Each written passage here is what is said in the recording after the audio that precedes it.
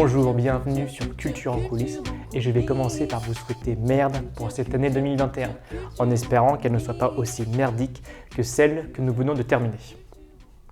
Merde est un mot ambivalent qu'on utilise à toutes les sauces. On peut l'utiliser de façon négative, mais c'est quoi cette pièce de merde? Ou bien de façon positive lorsqu'on entend dans les coulisses « Allez, merde les gars !» pour se souhaiter bonne chance ou un peu de courage. Explication. Au 19e siècle, on venait le plus généralement au théâtre en calèche. Et après avoir déposé leurs voyageurs, les chevaux déposaient souvent leurs cretins. Le nombre de spectateurs était alors proportionnel à la merde devant le théâtre. Plus il y avait de cretins, plus il y avait de spectateurs. C'était alors un signe de succès. Voilà pourquoi on dit merde au théâtre. Mais attention, on ne dit jamais merci, mais je prends. Mais que dit-on dans les autres pays? En Espagne, c'est la même chose. Mucha mierda, beaucoup de merde. Au Portugal, muita merda, idem. Et au Brésil, en fait, on a pris la solution française parce qu'au Brésil, on aime beaucoup la langue française, donc on dit simplement merde. En Angleterre, c'est break a leg, que l'on traduit généralement par casse-toi une jambe. Mais je préfère la traduction casse une jambe, qui nous amène à la théorie qui, d'après moi, tient le plus debout. Grossièrement, au théâtre, nous avons une scène, des rideaux, et de chaque côté, nous avons d'autres rideaux. Et ces rideaux sont appelés des jambes. Ils sont utilisés pour encadrer l'espace de jeu et aussi masquer les ailes où peuvent se préparer les acteurs à entrer sur scène.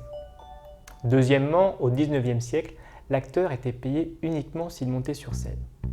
Et il montait sur scène uniquement si le théâtre jugeait qu'il y avait assez de spectateurs.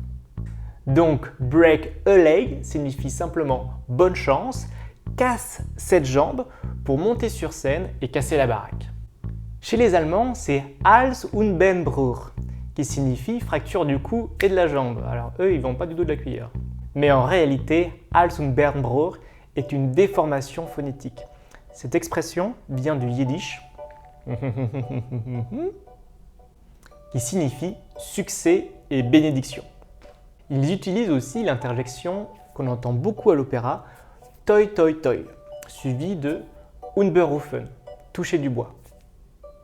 Alors là encore, il y a plusieurs hypothèses. Ça pourrait venir du fait de cracher 3 fois avant de monter sur scène.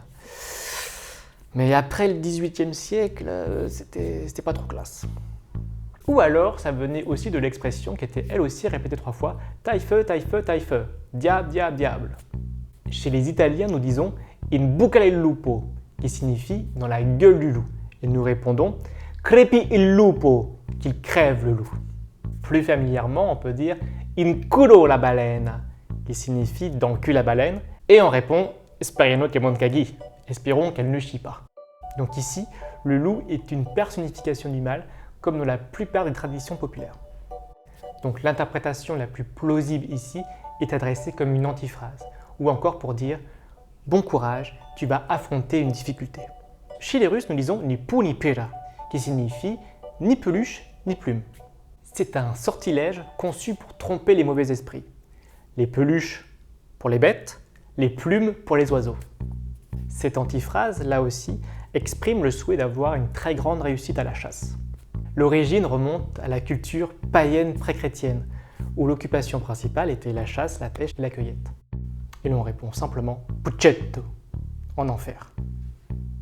Voilà, maintenant vous savez quoi dire lorsque vous jouerez dans ces différents pays. Si vous connaissez d'autres expressions avant de monter sur scène, n'hésitez pas à les mettre en commentaire. Et je vais terminer par le classique, abonnez-vous, commentez et partagez. Voilà, ça ne coûte rien et ça ne mange pas de pain. À la semaine prochaine.